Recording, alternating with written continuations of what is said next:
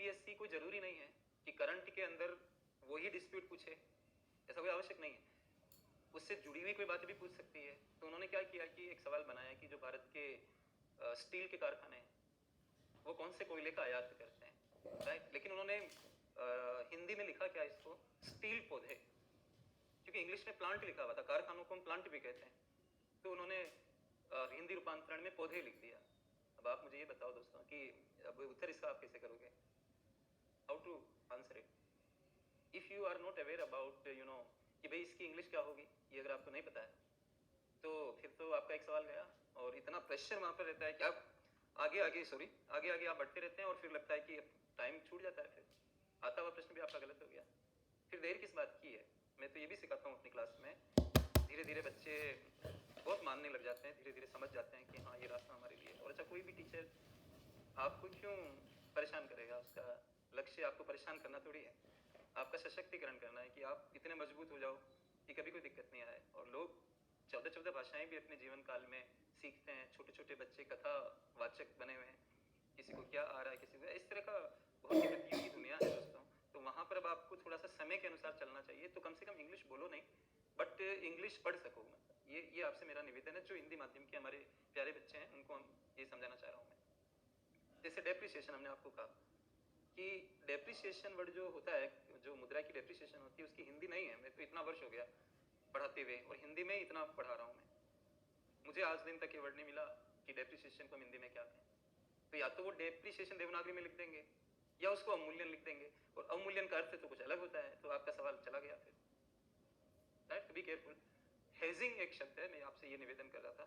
Hedge का मतलब बाढ़ होता है, मेड़ होता है, जैसे खेतों के आगे बाढ़ लगा देते हो तो हम इसको क्या कहते हैं, हेज कहते हैं। जब आप कोई भी चीज खरीदते हो, जैसे आज आपने मान लीजिए मकान खरीदा, तो मकान 2 करोड़ का लिया, और धीरे धीरे क्या हो रहा है कि मकान की रेट तो नहीं बढ़ रही है, बाकी सामान महंगे होते जा रहे हैं। जब आप मकान को बेचोगे तो वो 2 करोड़ या उससे भी नीचे में बिका, क्योंकि कई बार काले धन पर जब सरकार कुठाराघात करती है तो लोग काले धन का ज्यादा प्रयोग करते हैं मकान खरीदने में, और उसके कारण क्या होगा कि मकान हो जाएंगे सस्ते। और फिर अब आपको कोई शादी करनी है, जैसे अपनी बेटी की, बहन की, लोग शादियों में भी अपना घर बेच देते हैं, तो उस घर से उतना पैसा ही नहीं आएगा जितनी शादी महंगी हो चुकी होगी। तो ये तो आपका जो पैसा लगा, निवेश जो आपने घर में किया, वो तो बर्बाद हो गया एक तरह से, और फिर आपको कुछ मिला भी नहीं ना, उसका रिटर्न आया, और उल्टा मूल भी चला गया। तो इसको कैसे हम सुरक्षा दें, इसको हम कहते हैं हेजिंग। तो इसके लिए लोग सोने का बहुत प्रयोग करते हैं, और आपने देखा होगा कि सोने की रेट बहुत बढ़ती रहती है, बीच में रुक गई, नीचे हो गई, लेकिन अगर आप 2 4 5 साल का पीरियड लो तो सोने की रेट बहुत हाई हो जाती है अन्य वस्तुओं की तुलना में। ये हेजिंग हो गया। 2022 की पीटी पेपर में उन्होंने बहुत मुश्किल सवाल पूछा है, मैं लिख देता हूँ, मतलब बात तो करनी पड़ेगी ना, तो मैं लिख देता हूँ कि वो सवाल क्या था, एक तरह से थोड़ा आपको ध्यान आएगा कि हाँ भाई। एक बॉन्ड आता है इंफ्रास्ट्रक्चर, सॉरी माफ करिए, इन्फ्लेशन इंडेक्स्ड बॉन्ड। इंफ्रास्ट्रक्चर वाले बॉन्ड भी होते हैं, मैं इन्फ्लेशन इंडेक्स्ड बॉन्ड की बात कर रहा हूँ। घर जाके पेपर देखना, तभी बात समझ में आएगी। बॉन्ड एक होता है, मैं पढ़ाऊंगा आपको, इससे ब्याज मिलता है, वो इन्फ्लेशन से जुड़ जाता है, तो इन्फ्लेशन बढ़ती है तो बॉन्ड से ब्याज भी आपको ज्यादा मिलता है, उसको हम कहते हैं इन्फ्लेशन इंडेक्स्ड बॉन्ड। तो इन्फ्लेशन बढ़ने के हिसाब से ब्याज बढ़ेगी, तो आपको हेजिंग यानी कि सुरक्षा मिल गई, और दूसरा आपको गोल्ड से भी मिल जाएगी। अब आजकल इन्फ्लेशन चूंकि चर्चा में है, तो आप केवल इन्फ्लेशन पढ़ोगे तो उससे काम नहीं चलेगा, आपको ये भी पता लगाना पड़ेगा कि ऐसा कोई चीज है क्या, और यूपीएससी पूछ चुकी है 22 में। अच्छा, इन्फ्लेशन क्या 23 का फिनोमेना है, वो तो पोस्ट कोरोना के बाद ही इन्फ्लेशन अब होने लगा, तो 21 22 23 ऐसे तीसरे साल में हम चल रहे हैं, यूपीएससी पहले ही पूछ चुकी है इसे, फिर से आ जाएगा घूम फिर के। तो ये चीजें भी हम देखेंगे इन्फ्लेशन वाले चैप्टर में, राइट। तो इस तरह से इन्फ्लेशन हमारा हो जाएगा यहाँ पे। तो जब ये सारे चैप्टर हो जाएंगे तो मैं इस चैप्टर को पहले उठाऊंगा, इसको नहीं, मुद्रास्फीति वाले को, और हमारा पीटी का सिलेबस यहाँ पर एंड हो जाएगा। और मेंस में मैं जब जाऊंगा तो मेंस की शुरुआत इन टॉपिक्स से मैं कर सकता हूँ, या इनको मैं आगे जाकर पढ़ाऊंगा मेंस के अंदर, ये मेंस में भी आते हैं। आमतौर पे मैं मेंस की शुरुआत भूमि सुधार नाम के टॉपिक से करता हूँ, तो मैं उस समय देख लूंगा। लेकिन गरीबी और बेरोजगारी मेंस के अंदर आएंगे तो उसको पढ़ते समय हम इस तरह का तरीका अपनाएंगे कि हमारा पीटी भी हो जाए और हमारा मेंस भी हो जाए। तो यहाँ तक हमारा पीटी चलेगा और फिर हम मेंस में स्विच कर जाएंगे। ये मेरा नियोजन है प्रीलिम्स की क्लास का। अब दोस्तों आपको ये लग रहा होगा कि अब कैसे पढ़ें हम, क्या करें, या और स्टडी मटेरियल वगैरह क्या होना चाहिए। अप्रोच हमारी क्या हो, राइट, ये भी मैं आपको बता देता हूँ। तो तीसरा नोट आप करें अपने नोटबुक में। पहला यूपीएससी सिलेबस था, दूसरा हमारा क्लास सिलेबस था, और तीसरा आप लिखें अध्ययन सामग्री यानी कि स्टडी मटेरियल।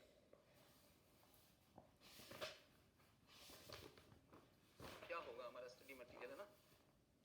ध्यान दें और ध्यान को बिल्कुल लगा के रखें, बहुत मजेदार विषय है ये। और योगा होगा हमारी क्लास में। योग का मतलब ये नहीं होता कि आप अलग से बैठ के योग, पतंजलि ने योग की क्या परिभाषा दी, पूछें क्या आपसे? क्योंकि आप में से कई सारे बच्चे जो हैं इंटरव्यू के लिए हॉबी तैयार करते हैं, उनको हॉबी भरनी होती है, और कई कोचिंग उनको सिखा देते हैं कि आप हॉबी नहीं है तो ये वाली हॉबी लिख दो, जैसे कि योगा लिख दो, इस तरह से, ताकि इसमें आपको ज़्यादा सवाल नहीं पूछेंगे, या पूछेंगे तो आप उत्तर दे दोगे। या दिल्ली में ही मैं, चूंकि मैं संस्थाओं के नाम लेना पसंद नहीं करूंगा और कोई मेरे को मतलब नहीं है, मुझे टीचर हूँ, में पढ़ाने से मतलब है। तो एक मॉक इंटरव्यू में मैं था, बहुत पहले की बात है, एक बच्चे ने योगा लिखा हुआ था अपनी हॉबी में। तो मैंने उनसे पूछा कि योगा का मतलब क्या होता है, क्या अर्थ है इसका? तो उन्होंने कहा कि आत्मा का परमात्मा में मिलन ही योग है। तो मैंने कहा कि ये परिभाषा मतलब सामान्य रूप से दे रहे हो क्या आप, या आपकी अपनी है? हमारा भारतीय दर्शन क्या कहता है, पतंजलि वगैरह योग को कैसे डिफाइन करते हैं? वो नहीं बोल पाए, अटक गए इस चीज के लिए, है ना? तो किसी चीज को कैजुअल नहीं लेना है इस तरह से। तो योग की सही जो अर्थ है वो है कि चित्त वृत्तियों का निरोध ही योग है। चित्त वृत्ति हमारे मन में आती रहती है ना, जैसे भी आप क्लास कर रहे हो, थोड़ा परेशान हो रहे होगे तो कह रहे होगे यार सर तो पढ़ाए जा रहे हैं, है ना, और हमें बोर हो रहे हैं, इस तरह से वृत्ति आ गई आपके मन में। फिर मैंने कुछ चुटकुला सुना दिया या इधर उधर की बातें करने लगा तो आप थोड़े से खुश हो गए।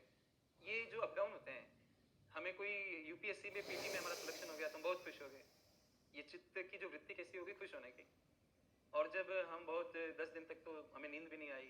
मुझे याद है मेरा पहली बार पीटी हुआ तो मैं सो नहीं पाया, तो इतने लंबे समय तक के लिए नहीं, एक दिन मेरे को नींद नहीं आई कि हम भी भारतवर्ष की इस परीक्षा के अंदर वो हो गए। तो इस तरह से मन हो जाता है, फिर वो बात चली जाती है ना? तो फिर हमें हमारा मन नहीं भरता ना, संसार ऐसा ही है कि हमें किसी चीज से मन नहीं भरता है, हमें उस चीज को पाने की तमन्ना होती है। हमारे गुरुजी थे गांव में, वो मुझे कहते थे, रामेश्वर में बहुत दुखी रहता था, फादर अध्यापक रहे हैं और घर की गरीबी हालत रही है, कच्चे मकान और ये सब। और मेरे मन में था कि मैं यूपीएससी करूं, और मेरे गांव में भी कुछ बाहर के जो टीचर्स या अधिकारी गण आते थे वो बोलते थे कि बच्चा होशियार, इसको भेजो। तो उन्होंने भेजा तो मैं हमेशा परेशान रहता था कि मैं कैसे कामयाब होऊंगा। और हमारे टाइम में उतना मार्गदर्शन नहीं था, टीचर से आप बात नहीं कर सकते थे, मटेरियल्स नहीं थे, ऑनलाइन जैसा कुछ नहीं था, यूट्यूब नथिंग। तो बड़ा परेशान व्यथित सा रहता था। तो हमारे गांव में गुरुजी थे, उनसे मिलता था मैं जब अपने जयपुर में मैं पढ़ने के लिए गया था, वापस लौट के जब जाता था तो मुझे कहते थे, रामेश्वर हाथी पे बैठने की तमन्ना कर, हाथी बांधने की मत कर, तो तुम्हें बस उसी में आनंद है, ऐसा बोलते थे वो। जब आप आईएएस बन जाओगे तो आप 2-4 दिन फोटो सेशन होगा, लोग आपको बुलाएंगे पूरे भारतवर्ष में, फिर उसके बाद फिर आपका मन करेगा अब और क्या। यही सब हमारे जीवन का हिस्सा है दोस्तों। तो पीटी में फेल हो गए तो नाराज से हो गए, दुखी हो गए, पास हो गए तो खुश हो गए, फिर इसी तरह से चलता है। इसको हम कहते हैं चित्त वृत्ति। जब ये चित्त वृत्तियां समाप्त हो जाती है उसको योग कहते हैं। तो ये चित्त वृत्ति समाप्त क्षणिक भी हो सकती है, जब आप ठीक से पढ़ाई कर रहे हो, एकाग्रता के साथ कर रहे हो, तो कोई ख्याल नहीं आ रहा है। अब मेरे को कोई ख्याल है क्या मेरे घर में क्या चल रहा है, बाहर क्या, ऑफिस में क्या? मेरा एक ही दिमाग चल रहा है, वो आपके अंदर इस कैमरे के सामने, बस एक एक जो सेल है बॉडी का वो उसी दिशा में काम कर रहा है। तो मेरे लिए तो योगा हो ही जाता है, मुझे अलग से योग करता हूँ वैसे, लेकिन आवश्यकता पड़ती नहीं है। स्टडी मटेरियल में चलते हैं दोस्तों। तो स्टडी मटेरियल सबसे पहला जो मैं आपको सजेस्ट करूंगा वो अनसोल्ड पेपर ले लो आप, जो मैंने पहले भी आपको निवेदन किया। अनसोल्ड पेपर कहाँ से? सिंस 2012, 2012 से तो होने चाहिए। और यूपीएससी ने जो पूछे हैं, मतलब समझ पा रहे हो ना अनसोल्ड पेपर का मतलब, अनुत्तरित जिसका हल नहीं किया गया वो पेपर लेने हैं आपको। और 12 से कम पीछे का भी हो तो हमें कोई दिक्कत नहीं है, ये मेन है आपके लिए। इनको बार बार देखो आप कि क्या सवाल पूछ रहे हैं, क्या रेंज पकड़े, ऐसे आपको पकड़ में आएगा और बहुत अच्छे रहेंगे आपके लिए। दूसरा जो हमारा स्टडी मटेरियल है, जो खान ग्लोबल स्टडीज आपको देगी, वो अपनी जगह है। हमारी क्लास के लिए किसी भी मटेरियल की आवश्यकता नहीं है, क्योंकि मैं क्लास के अंदर आपको डिक्टेट कराने की सोच रहा हूँ एक एक। तो क्लास नोट्स जो मैं बनवाऊंगा, ये दूसरा है आपका मेन चीज। ज्यादा मटेरियल के चक्कर में जो पढ़ते हैं दोस्तों, वो कुछ नहीं कर पाते हैं, कुछ नहीं कर पाते हैं। एक बोरे भर जितना भी मटेरियल दिल्ली में मिलता है, एक बोरा में तो आपका वजन भी नहीं होगा जितना स्टडी मटेरियल है। उनसे आप जाके पूछो कि आपका रिजल्ट क्या है और क्रक्स क्या है। मैं छोटे नोट्स बनवाऊंगा, लेकिन आपको बहुत फ़ायदा मिलेगा। ईश्वर की अभी तक तो ये मर्जी रही है, अब कुछ अलग हो जाए तो मैं क्या कह सकता हूँ इसमें। लेकिन विश्वास थोड़ा रखना ही पड़ेगा दोस्त। हम कोई दवा लेते हैं, कोई करते हैं, तो विश्वास पे तो सारा कुछ है। क्लास नोट्स ये है, और बाकी क्या है कि आर्थिक सर्वेक्षण होता है, अब वो देखते हैं आप कैसे हैंडल करोगे। इकोनॉमिक सर्वे होता है जिसको हम आर्थिक सर्वेक्षण बोलते हैं, ये वित्त मंत्रालय निकालता है, और आपको हिंदी इंग्लिश दोनों में मिल जाएगा ये, और ये वित्त मंत्रालय की वेबसाइट पे ही मिल जाएगा आपको। और ये अच्छी अगर आपकी एग्जाम हो, इकोनॉमिक सर्वे प्लस आपको बजट देखना होता है, और ये 3 वर्षों के आपको देखने चाहिए। मतलब अब आप कह रहे होंगे कि सर हम कैसे कर पाएंगे कि 3 साल की इकोनॉमिक सर्वे, और इकोनॉमिक सर्वे तो बहुत बड़ी होती है, और उसको समझना, और उसमें दिक्कत एक और है कि हिंदी जो अनुवाद है उसका वो बहुत ही अलग तरह का होता है, पकड़ में नहीं आता, फ्लो नहीं बन पाता है। तो और बजट में भी बहुत कुछ चीज़ें रहती है। तो मैं आपको ये कह सकता हूँ दोस्तों कि जो मेरी क्लास चलेगी, जब मैं पढ़ाना शुरू करूँगा कल से रेगुलर, तो अपने आप टॉपिक वाइज ये सर्वे अपने आप आ जाएंगे उसके अंदर। खुद ब खुद ही मैं नोट्स इस तरह से बनवाता हूँ कि आपको ये नहीं पढ़ना पड़ेगा, राइट। अब जो आगे आएगा इकोनॉमिक सर्वे, तो वो भी देखा जाएगा। और एक चीज़ और मैं बताऊँ आपको कि इकोनॉमिक सर्वे जो होता है वो पीछे के लिए होता है, पीछे के साल पे होता है। अब अगर पीछे 1 साल के अंदर जो घटनाएं हो रही होती है उनको वो वित्त मंत्रालय, डिपार्टमेंट ऑफ इकोनॉमिक अफेयर्स वगैरह उसको सेट करते हैं। मैं आपको एक तरीका बता रहा हूँ कि अगर आप न्यूज़पेपर पढ़ते रहते हो, सारी घटनाओं को आप देखते रहते हो, जैसे एक एग्जाम्पल उठा रहा हूँ, परसों शायद, है ना, जो आरबीआई की एक इंटर डिपार्टमेंटल ग्रुप बनी थी, मतलब अंतर विभागीय समूह बना था कि हम भारतीय रुपए का अंतर्राष्ट्रीयकरण करना चाह रहे हैं। मतलब तो उसमें किस तरह की चीज़ें रहेगी उस पर एक रिपोर्ट आई है, मतलब जो 2 दिन हो गए लगभग उसे। और ये बात जो अभी सर्वे है उसके अंदर भी कुछ सीमा तक आई हुई है, और अखबारों में भी लगातार चल रहा है। और हिंदू में आपने देखा होगा वरुण गांधी का संपादकीय पेज पर, कल के या परसों के, उसमें वरुण गांधी उस पर लिख रहे हैं, और संपादकीय भी इस पर खूब सारे आ रहे हैं। तो ये एक मुद्दा बन गया। जैसे अब आप इसको पढ़ रहे हो तो अखबारों में एक खास बात होती है कि वो सामान्य भाषा में लिखे हुए होते हैं, मतलब जनरल पब्लिक उसको समझ ले। मैंने भी राजस्थान पत्रिका, एक न्यूज़पेपर राजस्थान का है, बहुत फेमस, और इंडिया लेवल पे भी वो पहले काफ़ी लोकप्रिय था, उसमें मैं संपादकीय लिखा करता था कभी कभी। तो उसके संपादक जी ने मुझे शुरू में गाइडेंस दिया था जब मैं संपादकीय लिख रहा था, तो उन्होंने कहा था कि आप ऐसे लिखो कि सब लोग उसको समझ सकें। जैसे कि थड़ी पे बैठने वाला आदमी भी, आपकी दादी भी, आपकी नानी, मतलब बोधगम्य हो सबके लिए। वहाँ से मुझे समझ आ गया कि न्यूज़पेपर्स ये तरीका अपनाते हैं ताकि उनकी जो पाठक वर्ग है वो ज़्यादा बड़ा बने और वो लोकप्रिय अखबार बने। मतलब तो जब आप अखबारों को पढ़ोगे तो आपको ज़्यादा वही बात जो बहुत टेक्निकल ढंग से सर्वे में आएगी, वो बात आपको अखबार में आसान ढंग से मिल जाएगी। वो भी एक तरीका है, और उससे आपकी कॉन्फिडेंस भी बढ़ेगी कि आप रोज़ के रोज़ घटनाओं को कवर कर पा रहे हो, और आपका आत्मविश्वास बढ़ता जाएगा उस चीज़ से।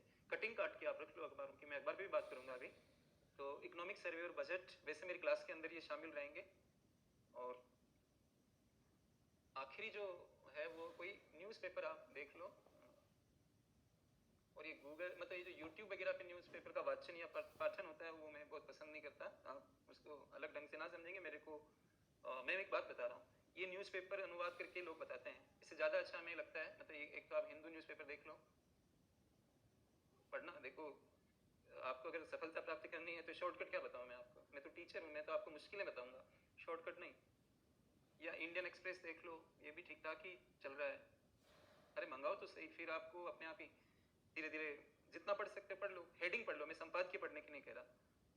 एक बिजनेस स्टैंडर्ड भी आता है, हिंदी में मिलता है, वो हिंदी में भी मिल जाएगा आपको अगर आप कर पाओगे। मैं बता पूरा रहा हूँ, बाकी आपको जैसा लगे उचित, आपके अनुसार, आपकी क्षमता अनुसार, क्योंकि मैं किसी को देख के नहीं पढ़ा सकता।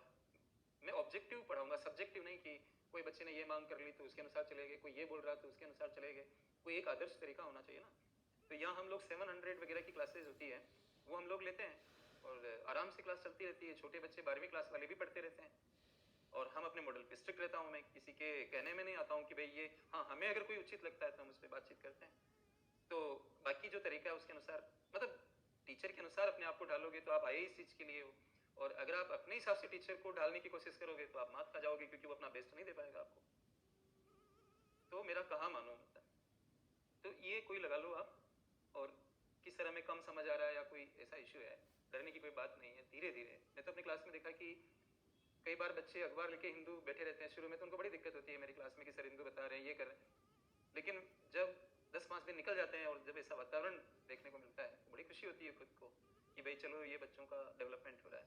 रेडीमेड चीज़ें आपकी बौद्धिक क्षमता को समाप्त कर देगी, बौद्धिक गुलामी से मुक्त होना है, अपने आप को शक्तिशाली बनाना है। लैंग्वेज फ्रेमिंग भी सब सीखने में आती है जब आप इसको पढ़ते हो, और फिर भी हेडिंग तो पढ़ लो कम से कम, और उनकी कटिंग्स काट के और अपने कोई खराब नोटबुक हो उनमें पेस्ट करते जाओ। अभी मैं लेके नहीं आया, नहीं तो मैं आपको दिखाता कि काम मैं भी करता हूँ कि हम कैसे करते हैं। मैं कल दिखा दूंगा आपको कि कैसे मैं खुद कटिंग कटवाता हूँ अपने स्टाफ से और वो पेस्ट होती जाती है। वो काम करना पड़ता है, कोई भी काम आसान नहीं है इस दुनिया में, क्योंकि आप जवाबदेही रखोगे तो आपकी जवाबदेही आपके पेरेंट्स के प्रति है सबसे पहले। तो बात धन की नहीं है, बात इस चीज़ की है कि वो अपेक्षा कर रहे हैं कि आप कब उनको बढ़िया रिजल्ट ला के दोगे, तो उसके लिए काम पहले करना पड़ेगा। परिणाम तो कामों पर निर्भर करता है। अब हम काम को हल्का कर देंगे तो फिर क्या होगा। तो ये दोस्तों स्टडी मटेरियल की दरकार है, ये मैं आपसे अपेक्षा करता हूँ। और फिर भी दोस्तों कुछ नहीं हो पाता है तो क्लास नोट्स है, मैं हूँ, उनसे भी हम बहुत सारा काम निकाल लेंगे थोड़े बहुत। लेकिन आप ऐसे आगे कैसे बढ़ोगे, कॉम्प्रिहेंशन वगैरह में कैसे जाओगे, वो सारी चीज़ें तो आपको अखबारों से थोड़ा सा सीखने को मिलेगा। तो ये अध्ययन सामग्री की बात हुई, और लास्ट में थोड़ा लंबा हो गया ये सेशन, मैं 1.5 घंटे का ही सोच रहा था, लेकिन एक बात और मैं आपसे कर लेता हूँ। अप्रोच क्या रखें, मतलब पढ़ते समय क्या पढ़ें, मतलब अप्रोच एक अलग चीज़ होती है। जैसे मैं अगला जो पॉइंट है वो हमारा अप्रोच का है, दृष्टिकोण क्या हो पढ़ने का। मैं हमेशा फोकस करता हूँ 2-3 बातों पर। एक तो आप वर्टिकल अप्रोच रखिए, वर्टिकल को हिंदी में लंबवत कहते हैं। इसका अर्थ क्या होता है, जैसे आप अगर पीटी पढ़ रहे हो तो मेंस को भी ध्यान रखो कि कहीं मेंस से इसका जुड़ाव तो नहीं हो रहा है। अब आप पीटी से मेंस की तरफ जाओगे, ये वर्टिकल हुआ और ऐसे गए, और मेंस से पीटी की तरफ आओगे तो भी वर्टिकल जैसा बन गया। तो पीटी इस तरह से पढ़ो कि मेंस में भी कहीं न कहीं फायदा मिल जाए, और मेंस को ऐसे पढ़ो कि पीटी में भी कहीं न कहीं फायदा मिल जाए। इस बार का पेपर देखा हो यूपीएससी का, तो नाइजर सीड के ऊपर एक सवाल पूछा गया था कि ये इस पर एमएसपी होती कि नहीं होती है, ये खरीफ की क्रॉप है, इसको लोग खाने में इस तरह का एक आया था। एमएसपी जिसको हम न्यूनतम समर्थन कीमत कहते हैं, ये आप पढ़ोगे मेंस के अंदर, लेकिन यूपीएससी सवाल कहाँ आके पूछ लिया, पीटी में। ऐसे अगर आप 20, 21, 22 इस तरह के मेंस पेपर देखोगे, एक सवाल पूछा गया था कि 2015 से पहले और बाद में भारत में राष्ट्रीय आय को मापने की विधि में क्या बदलाव हुआ। अब राष्ट्रीय आय जैसा कि मैंने आपको बताया तो पीटी में पढ़ी जाती है, लेकिन मेंस में पूछ लिया यूपीएससी ने। भारत में वी शेप रिकवरी हुई है, ऐसा भी एक सवाल पूछा गया था। तो ऐसे क्या होता है कि कई बार पीटी के सिलेबस से एक आधा सवाल बन जाता है और मेंस से भी इधर आ जाता है। तो ज्यादा वाइडर थिंकिंग आपको डेवलप करनी है, ये वर्टिकल अप्रोच आपका होना चाहिए। दूसरा क्या हुआ कि आप अपडेटेड रहो, मतलब आपका अप्रोच अपडेटेड हो, मतलब पुरानी चीजों को मेंशन मत करो। अगर आपको अपडेटेड करोगे तो आपके मार्क्स ज्यादा आएंगे, मतलब और आप अपने आप को कहीं पर भी रेफरेंस उठाओगे तो परीक्षक खुश होगा इस बात से, प्लस आपका करंट भी तैयार होगा। तो अपडेटेड रहिए, और अंतर विषयात्मक दृष्टिकोण रखिए, इंटरडिसिप्लिनरी, मतलब अंतर विषयात्मक। इसका अर्थ क्या होता है, जैसे दो तरह से अंतर विषयात्मक है। जब आप राष्ट्रीय आय पढ़ रहे हो वो एक विषय है, लोक वित्त इकोनॉमिक्स का दूसरा विषय है। ये आपस में जुड़ जाते हैं कई बार, है ना। मतलब जैसे किसी देश में उत्पादन ज्यादा हो रहा है तो टैक्स भी ज्यादा आएगा, ऐसे जुड़ते हैं आपस में। एक तो ये है। दूसरा, इकोनॉमिक्स पॉलिटिकल साइंस से जुड़ रही है कि नहीं, या समाजशास्त्र से जुड़ रही है कि नहीं, तो वो वाले लिंकेज भी आपको सीखने चाहिए। इस तरह से आप ये अप्रोच अगर रखोगे तो क्यों नहीं होगा यूपीएससी दोस्तों, आप हमें ये बताइए कि क्यों नहीं होगा। और कितने कितने सामान्य से लोग भी टॉप कर रहे हैं, थर्ड डिविजनर्स, फेल होने वाले लोग, जेल तिहाड़ में रहने वाले लोग, जिसके फादर रिक्शा चलाते हैं उनके बच्चे। अगर इंग्लिश में कहावत है, a man can do, a man has done, एक आदमी वह कर सकता है जो कि एक आदमी ने किया है, ऐसी तो कोई चीज नहीं है। तो दोस्तों इस सेशन को समाप्त करते हैं आज, और आप को मैं कल से रेगुलर पढ़ाना चाहूँगा, और मैनेजमेंट से जो भी है कम्युनिकेशन हो जाएगा, आपको संदेश मिल जाएगा। और कड़ी मेहनत करो, कल मुलाकात करते हैं। बहुत अच्छा मुझे लगा, और संभवतः आपको भी ठीक ही लगा होगा। बाकी धीरे धीरे काम करेंगे, आपके अनुसार चीज़ों को ढालने की कोशिश करेंगे। शुक्रिया बहुत बहुत, थैंक यू वेरी मच।